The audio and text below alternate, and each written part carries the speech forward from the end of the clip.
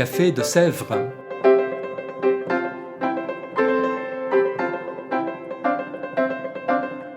Au Café de Sèvres, on discute philosophie et théologie.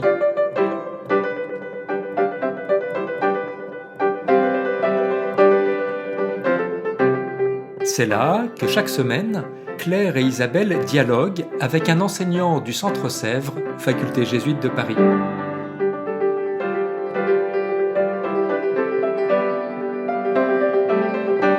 L'émission d'aujourd'hui est animée par Isabelle de la Garandrie.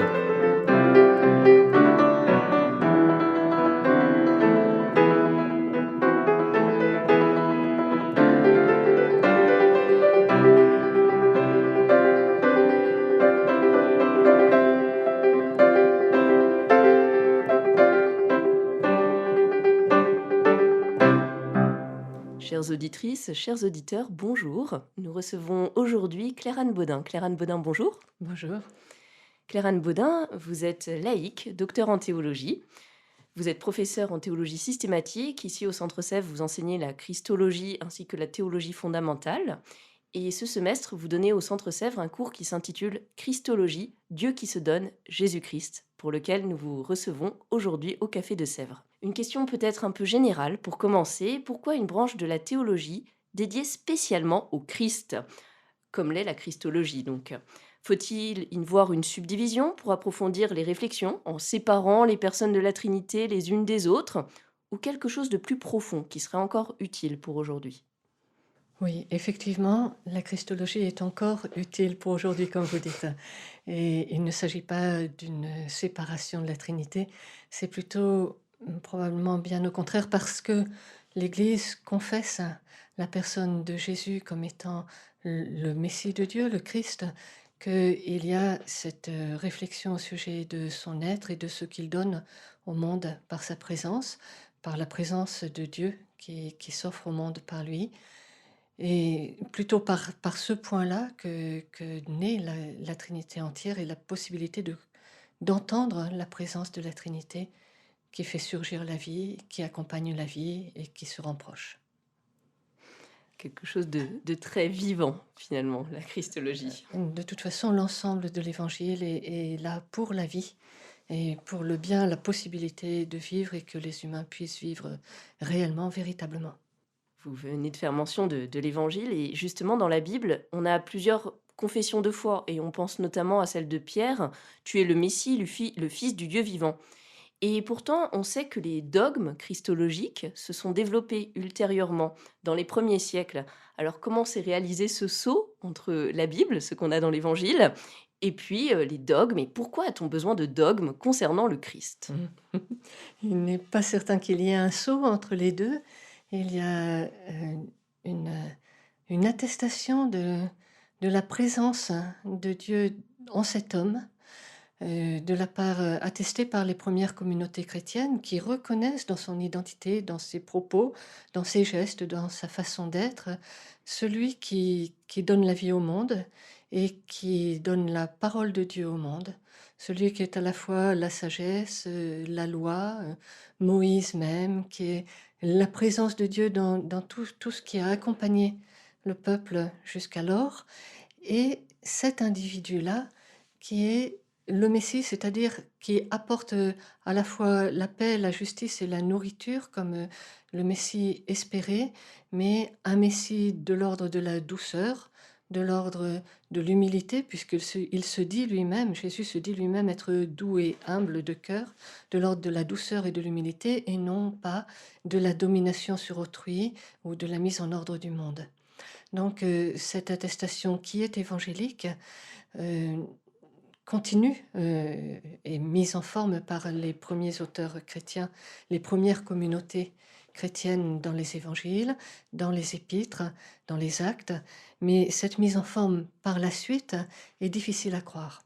Parce qu'accorder sa foi est toujours difficile, présente des obstacles et il y a toujours des moyens de fuite pour éviter, heu, d'accorder sa confiance en un Dieu qui se donne au plus proche et qui se donne, par la présence, d'un homme qui est frère des autres et qui ne compte pas prendre le pouvoir pour lui-même.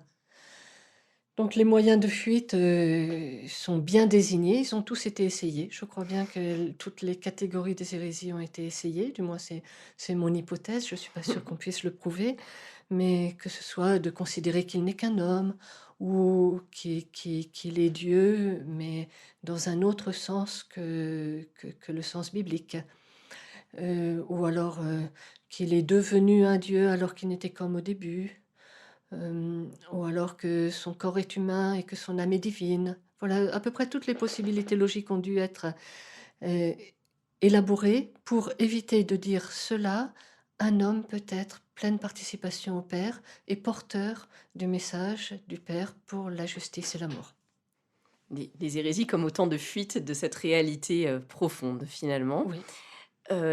Justement, vous venez d'en parler un peu, mais au fil des siècles, on sait qu'il y a eu des débats houleux, des condamnations mutuelles, parfois assez virulentes, au sujet de cette identité du Christ.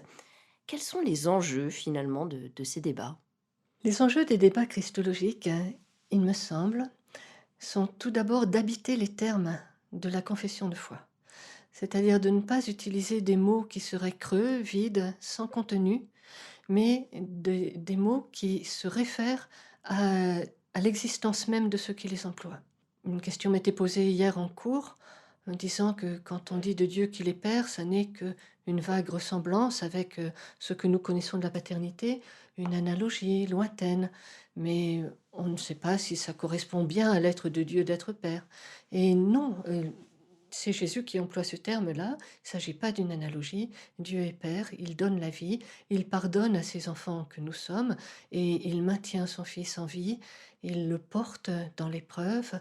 Ce que fait un père dans ce lien si particulier d'un père vis-à-vis de ceux qui l'engendrent, ce lien-là, viscéral en quelque sorte, ce lien-là est ce lien qui lie le Créateur à son Fils Jésus et par son Fils à tout homme. Voilà, habiter les mots de toute la densité de l'existence même, de ce que nous apprenons par l'existence. Ça suscite des débats. Ça suscite différentes formes de christologie aussi. Il y a d'autres enjeux comme pouvoir accorder sa foi à la proposition chrétienne, c'est-à-dire accorder une pleine confiance de telle sorte que ce qui est donné par le Créateur puisse être reçu dans la vie historique et mis en œuvre par nos propres forces. Et cette foi-là, cette confiance est la seule possibilité pour une vie véritable. Et ça demande aussi à être pensé, parce que simplement vécu ne fait pas la totalité de la dimension humaine qui demande à la fois la raison et l'énergie, voilà, la mise en œuvre, mais aussi la pensée, la construction par la réflexion. Et souvent, la réflexion est anti-idolâtrique, évite de se prendre dans de nombreux pièges. Elle est simplificatrice, elle amène de la légèreté en quelque sorte, et elle donne une solidité à l'existence chrétienne. Ça, c'est une autre composante qui demande aussi des déploiements en matière de christologie. Enfin, peut-être un autre, un autre lieu de débat christologique, c'est... On va s'arrêter là. On va laisser, D'accord. c'est trop compliqué. Alors là, ce sont quelques débats qui ont eu lieu dans les premiers siècles, mais qui sont poursuivis par la suite. Aujourd'hui, au XXIe siècle, on vit encore d'un certain renouveau christologique. On parle encore d'un renouveau christologique dans le courant du XXe siècle. Pourquoi y a-t-il eu soudain, au XXe siècle, un renouveau christologique, s'il y en a vraiment un? Peut-être que c'était mûr. Voilà. Le- la théologie a pris une forme relativement figée dans son enseignement et dans sa teneur, jusqu'à se construire sous mode de questions-réponses avec un usage dégradé de la scolastique médiévale et une exigence de ne se référer qu'à saint Thomas comme théologien et Aristote comme philosophe, jusque vers la fin du XIXe siècle. Et alors, d'autres possibilités se sont ouvertes, La crise moderniste a suspendu ces possibilités de réflexion. Et c'est alors que la découverte et la publication des textes de l'Antiquité chrétienne, des textes de la patristique, ont montré une grande variété des possibilités théologiques, en christologie aussi. Et cette grande variété, par la mise en œuvre des publications dans les sources chrétiennes, des textes fondateurs du christianisme, qui ne pouvaient pas être considérés comme non orthodoxes, a donné lieu à une forme d'épanouissement de la christologie contemporaine dans la deuxième moitié du XXe siècle. Une forme d'épanouissement de la christologie au XXe siècle, quelque chose qui se déploie. Est-ce qu'on pourrait parler un peu des thèmes de ce renouveau, de ce déploiement dans le courant du XXe siècle grâce à ce ressourcement dont vous avez parlé? Oui. Il y a aussi, du point de vue du déploiement de la christologie au XXe siècle, deux autres éléments que je voudrais ajouter avant de voir les thématiques. Le premier, c'est un nouveau rapport au texte biblique, avec un déploiement aussi du travail exégétique et de la relation entre étude de l'écriture sainte et construction théologique. Le deuxième, c'est un nouveau rapport au texte fondateur de la théologie et au texte de la tradition plus largement, avec une relation herméneutique, d'interprétation de ces textes-là, en cherchant la signification relativement au contexte d'élaboration des textes. Et là aussi, c'est un tout nouveau déploiement. Donc pour reprendre votre question, ça a bien donné lieu à des nouvelles thématiques. La réintégration de composantes spirituelles dans le travail spéculatif, réflexif de la théologie a ouvert de nouveaux champs de pensée. Ça, c'est un point. Il y a aussi ce passage important d'une compréhension de la révélation comme si c'était là un apprentissage de notions et de vérités éternelles qu'il serait bon de connaître, à une compréhension de la révélation en tant que don de Dieu de soi à l'humanité et réalisation de la grâce de Dieu dans l'histoire des hommes. D'où un travail de recherche dans le texte conciliaire, on appellera ça les signes des temps, dans une compréhension de l'expression du moins, une recherche de ce que Dieu opère dans l'humanité en matière de justice, de paix, d'amour, de joie, de bonté, ce qu'il opère quand les hommes y travaillent, y œuvrent, ou ce qu'il opère aussi quand les hommes ne peuvent plus rien et qu'il entend le cri et l'appel de son peuple. Voilà quelques thématiques. Il y a d'autres thématiques. Il y a eu dans la deuxième moitié du XXe siècle et jusqu'à maintenant tout un pan de la théologie qui a refusé une conception sacrificielle, doloriste de la passion du Christ en tant que sacrifice substitutif. Voilà une compréhension même de la vie en tant qu'elle aurait un goût et une nécessité de s'attacher à la douleur. Et la compréhension du sacrifice du Christ est passée dans une compréhension eucharistique d'action de grâce vis-à-vis de la vie. Et ça, c'est très très important parce qu'on passe d'une perception de ressentiment envers la vie, de colère envers la vie, à une perception d'accueil de ce qui est donné par le Créateur, de reconnaissance envers ce qui est donné et envers le Créateur, et de coopération avec lui pour la croissance de ce qui peut être bon dans le monde et dans l'histoire des hommes. Et un autre point, c'est un refus aussi d'une grande part de la théologie contemporaine de considérer que le péché est ce qui définit l'homme, qui serait essentiellement, ontologiquement, l'être pécheur, l'être qui est déficitaire et engagé dans la faute intentionnelle envers son Dieu. Et ce refus conduit à penser l'homme comme un être qui veut et cherche la vie avec maladresse, avec une histoire difficile et entravée, mais qui cherche la vie, qui cherche à faire vivre et qui doit être soutenu dans ce but-là en cherchant les lieux où ça peut se réaliser afin de les favoriser, de les comprendre, de les penser et de les faire fructifier. Finalement, en résumant un petit peu ces aspects, on a l'impression d'un regard neuf, certes sur le Christ, mais qui donne un regard nouveau sur l'homme et sur l'humanité aussi derrière, en tout cas renouvelé. Pour la Hem, christologie, pour la ouais. christologie actuelle, vraiment, pour une grande part de la christologie actuelle, le lien entre théologie, christologie et anthropologie est extrêmement serré. Mmh. C'est-à-dire entre le Créateur, son Fils et dans son Fils toute créature est extrêmement serré. Un lien D'accord. de participation qui ne permet pas de tenir les uns sans les autres Mmh. ou de penser uniquement par distinction et exclusion. Et dans ce renouveau et dans ce lien très fort, quels grands auteurs peut-on mentionner? Avec quel type de réflexion? Il y a, dans l'histoire de la théologie contemporaine, parmi les auteurs post-conciliaires, peut-être, tout d'abord Karl Rahner en ce qu'il a beaucoup travaillé, ou du moins, été entendu, lors du Concile Vatican II.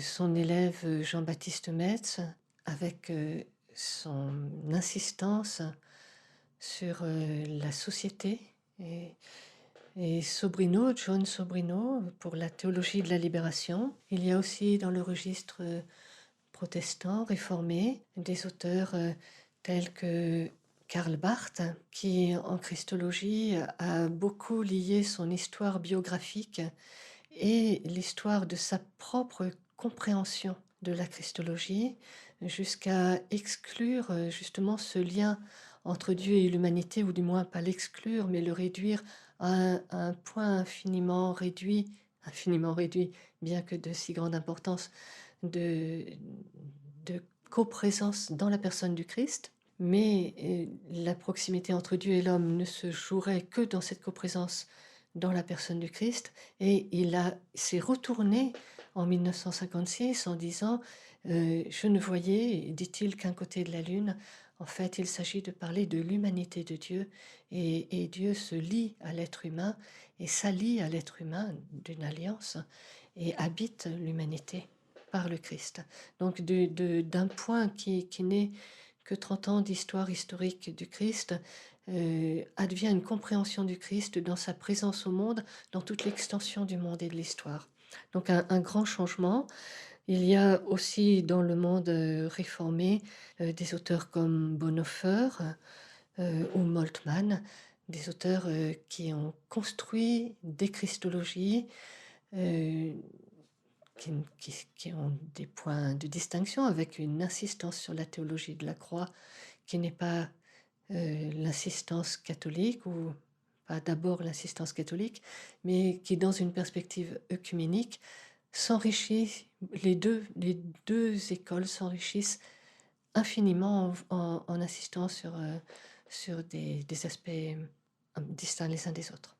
Des auteurs, mais dans le courant du XXe siècle, il y a aussi le Concile Vatican II, sous la motion duquel nous vivons encore pleinement en Église. Alors comment le Concile Vatican II s'est-il saisi, ou à quel titre s'est-il saisi de ces enjeux christologiques? Je mentionnerai deux points réellement importants qui se trouvent dans les textes du Concile. C'est probablement le rapport aux autres religions et le rapport au Christ hors de l'Église. D'une part, le rapport aux autres religions a avancé par la christologie lors du Concile Vatican II, estimant que l'ensemble des recherches religieuses sont des chemins, des pierres d'attente, des rayons de vérité qui sont déjà porteuses du Christ, ou qui est déjà porteur du Christ de cet ensemble. C'est une façon de formuler les choses qui est tout à fait traditionnelle, par l'inhabitation du Verbe de Dieu dans le cœur des hommes et dans le cœur des hommes qui se rassemblent ensemble pour chercher la vérité. Et ce point-là fait passer de la guerre à la paix dans le monde interreligieux. C'est donc quelque chose, une évolution Très prégnant, oui. considérable, hein.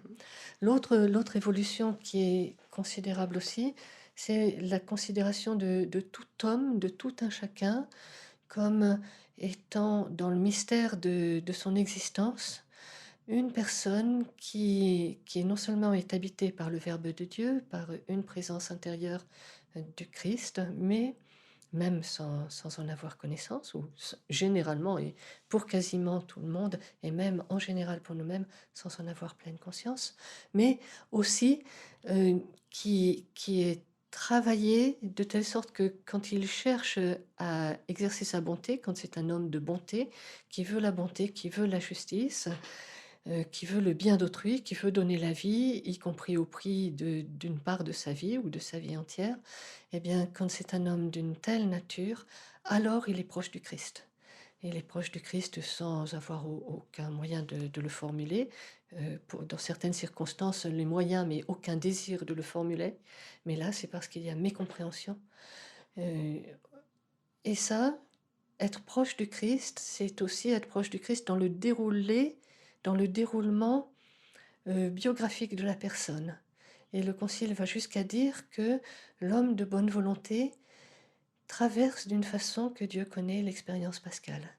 D'une façon que Dieu connaît, c'est-à-dire de la façon dont Dieu lui-même en son Fils a connu l'expérience pascale, l'homme de bonne volonté est assimilé au Christ dans la traversée de l'expérience de la perte vers la vie par la puissance du Créateur. Cette considération de la proximité au Christ possible chez tout homme, pour autant qu'il vive véritablement, qu'il soit vraiment dans la vie, eh bien, c'est une vision bienveillante envers tout homme, quel que soit même, je ne sais pas, son âge, son état de santé, bien sûr, sa provenance géographique, son appartenance religieuse ou sa totale absence, sa sagesse, sa santé mentale, voilà, du moment qu'il accepte de vivre biologiquement, de vivre en souhaitant le bien d'autrui et en préservant sa propre vie. Des points cruciaux, majeurs pour aujourd'hui donc. Et ici, on se situe aujourd'hui. Et reste-t-il des chantiers en Christologie ou peut-être plutôt des invitations pour le peuple de Dieu? Très certainement que le peuple de Dieu en Christologie s'y connaît bien déjà.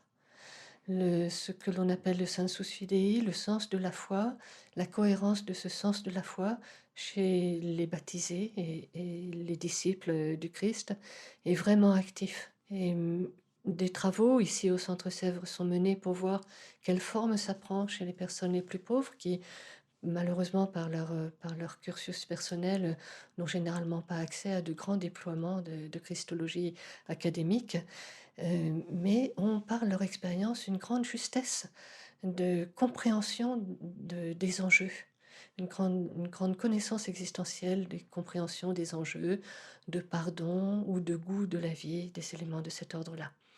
Donc, il n'est pas question uniquement de la dimension académique de la discipline. Mais le travail intellectuel en christologie, comme dans toutes ses composantes, doit s'attacher aux enjeux actuels, j'allais dire aux enjeux du moment, mais celui auquel je pense n'est pas un enjeu du moment, mais un enjeu qui est désormais celui auquel nous devons veiller.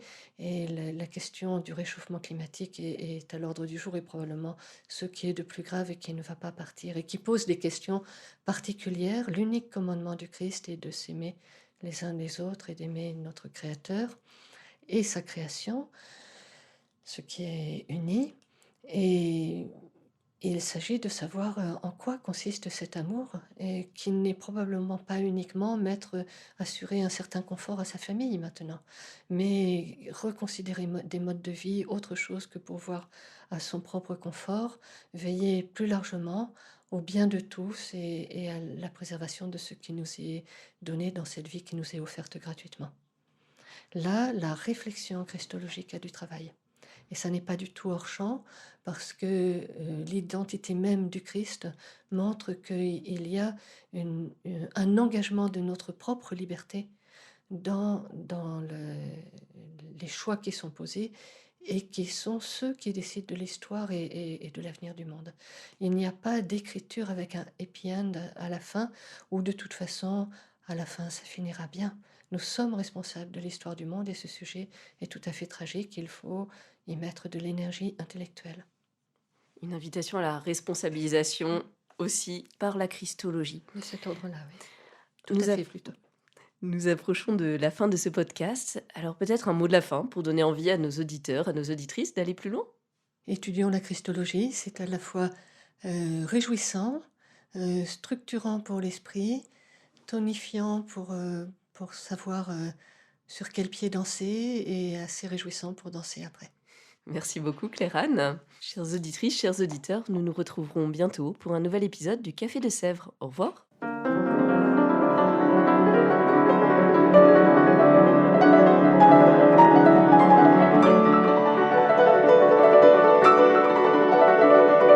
Vous écoutiez Café de Sèvres, le podcast du Centre Sèvres, Faculté jésuite de Paris, en partenariat avec RCF.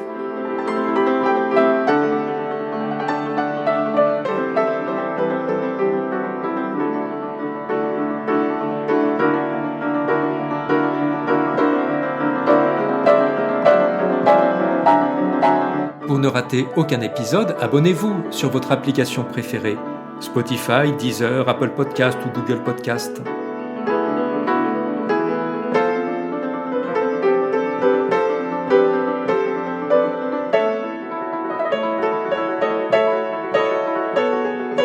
Et sur notre site internet www.centresèvres.com, découvrez l'ensemble de nos cours et conférences en philosophie et théologie.